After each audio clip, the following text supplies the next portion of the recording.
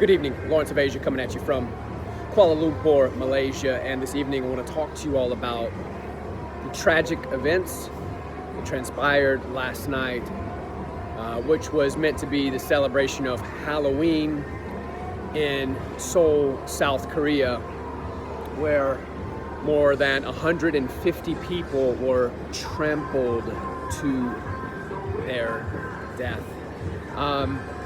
Now, what actually happened? I can tell you what happened. As I've spent more than a year of my life in South Korea, I've got a wife who's South Korean, and I know South Korea as well as anyone. I know those streets that all those folks were also trampled within as well. And what happened? Well, there was a mass number of people. However, what happened is this, probably to a lot of people. South Koreans drink more alcohol than any other people on the planet. And it's very common that people will drink in South Korea and pass out on the streets with their phone in hand, phone in the pocket. It's normal. It's a very common thing. And it tends to be the case that nothing happens to those people.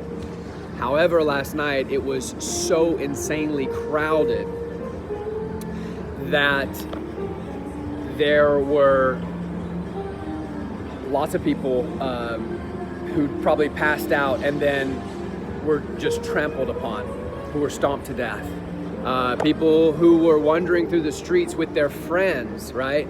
Whom probably couldn't walk very well. Their friends couldn't keep them up. They got left behind. It was a stampede. Imagine 1,000 bulls running through the streets with people. Well, this was a slow-moving stampede where people were forced one way or another, or forced back and forth. And if they weren't strong enough to hold their own, i.e. younger women, they were unfortunately suffocated and pushed down and trampled upon. It's absolutely tragic. It's absolutely tragic. It's so sad. So I don't want to undermine the folks whom lost their lives. It's absolutely tragic. However, I want to point out some of the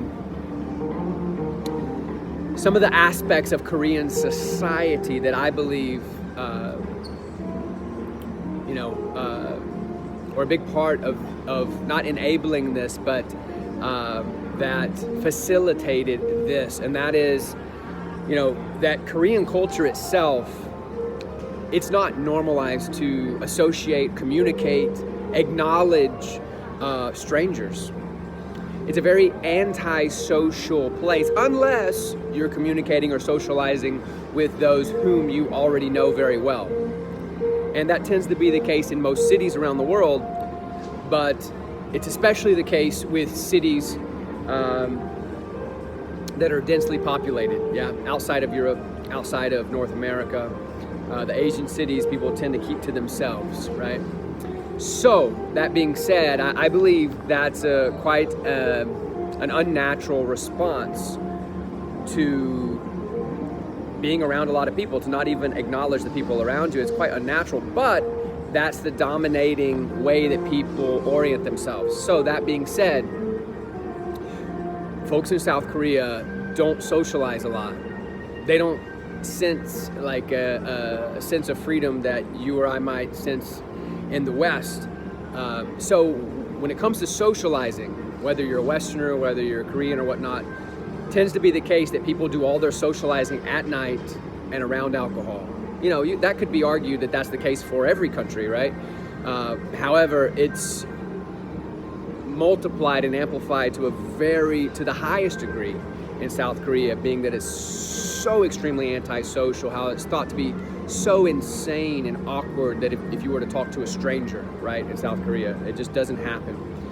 Almost never. People act shocked and amazed and just super offended.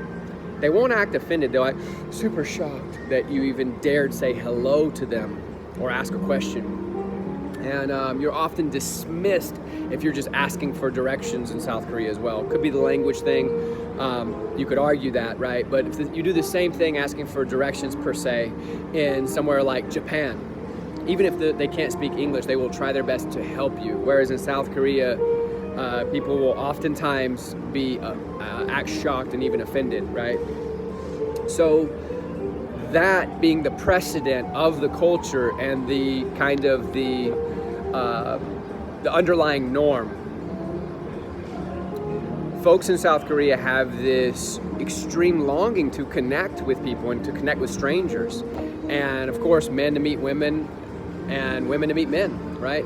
So you've got all these young folks going out and drinking heavily to overcome their social programming, to not talk to anyone they don't know, right?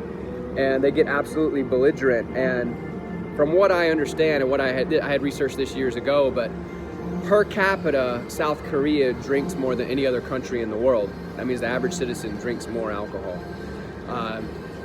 So I do believe that was a big part to be played in the